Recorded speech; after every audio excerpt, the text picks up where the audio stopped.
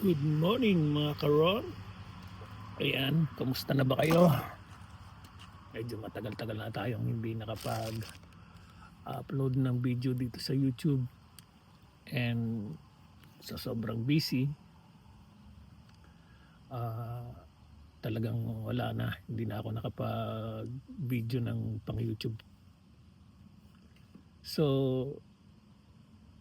in the past 3 weeks, talagang busy dahil nakalipat na kami mga karon dito sa aming bagong tahanan.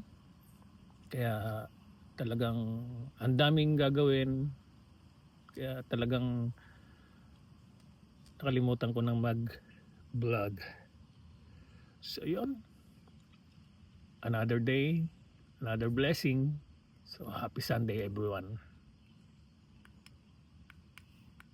So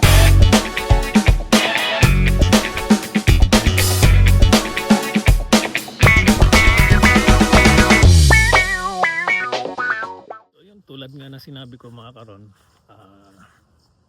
past 3 weeks talagang busy dahil kalilipat nga dito sa bagong bahay. So hayaan nyo muna akong igala ko kayo rito sa backyard. Pahapyaw ba mga karon? Aming backyard.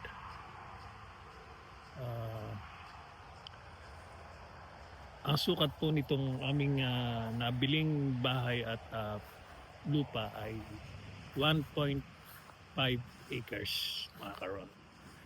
Itong backyard I think nasa 1 acres to, and yung sa kabahayan sa harap is mga half acre. Yan po ang aming backyard. So kahit paano, kapag tanim na rin ako mga karon, ayan, may tanim na akong ampalaya,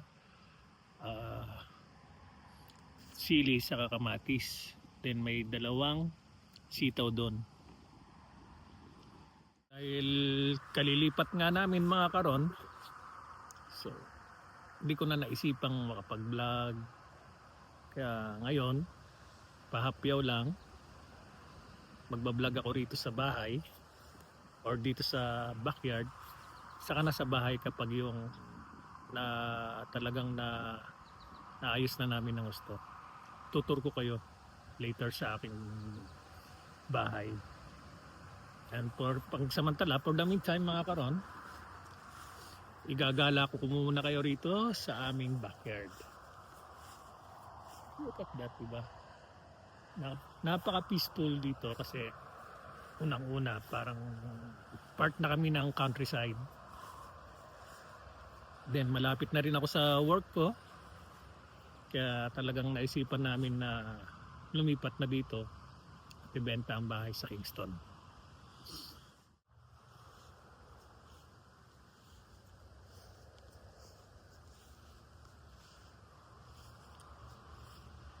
Yan. Bali mga karon, parang panibagong paninimula uli kasi yun nga, bagong tirahan. So actually ang mga bahay dito, mga yung nililipatan o yung another bibilihin mo is hindi naman bago.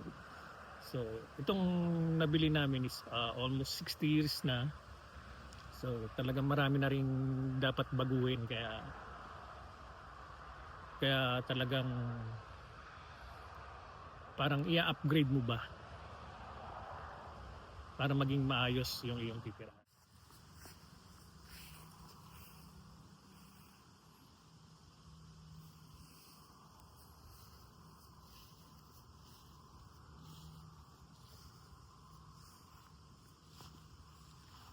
Yan, makikita ninyo medyo maraming puno, then malawak talaga, and saka kailangan nating i-maintain yung mga damo.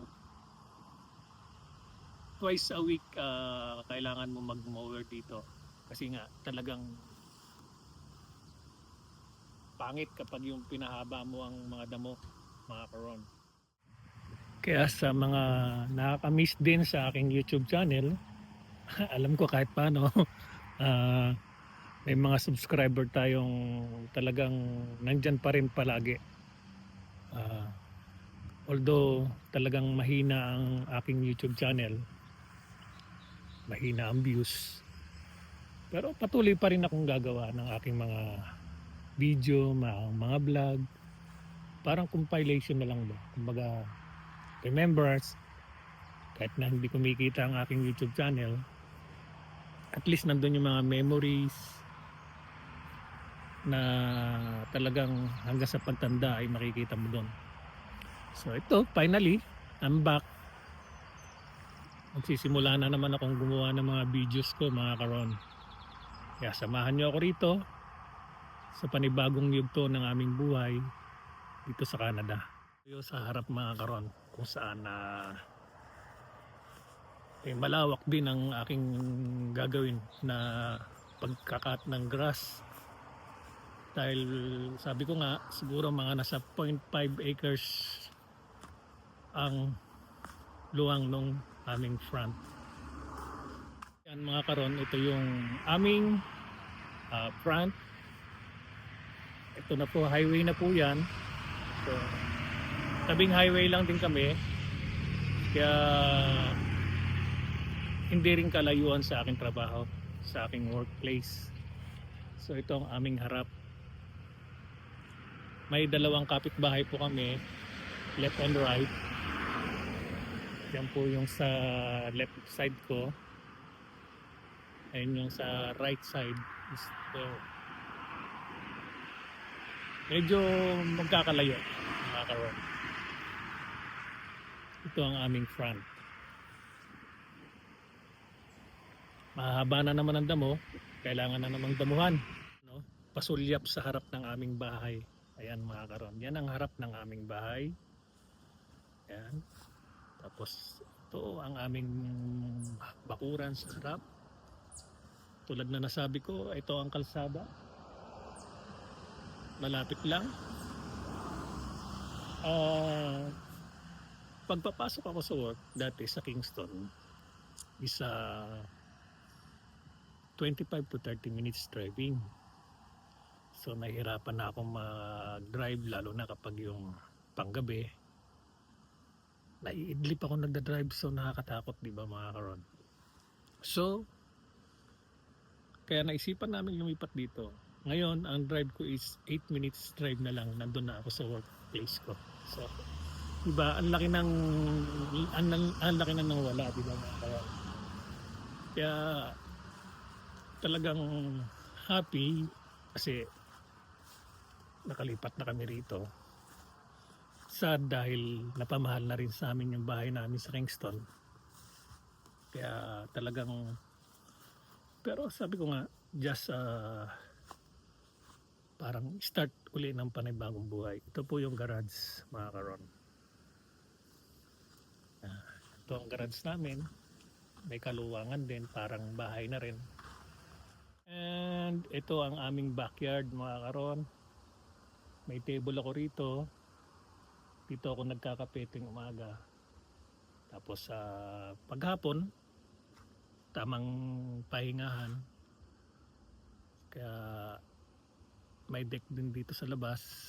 Pero talagang kailangan palitan dahil baguhin. Maraming babaguhin talaga rito, mga karon. Dito ako nagkakape, mga karon. Tapos may ihawan din kapag yung weekend, kasi summer na rito, mga karon, kaya maraming kaganapan every week. Pwede kayong mag-barbecue rito. Actually pwede nga rin mag-camping dito sa likod mga karon. So may plan na kami by this coming July 1st, it's a Canada Day. So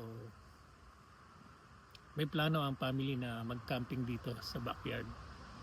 So kailangan ayusin natin mabuti para gumanda, diba mga karon? So yan mga karon, ang aking simpleng update dito sa aming bagong tirahan, and hopefully ma-improve namin na maayos. Then para happy na together. Ito na rin ang magiging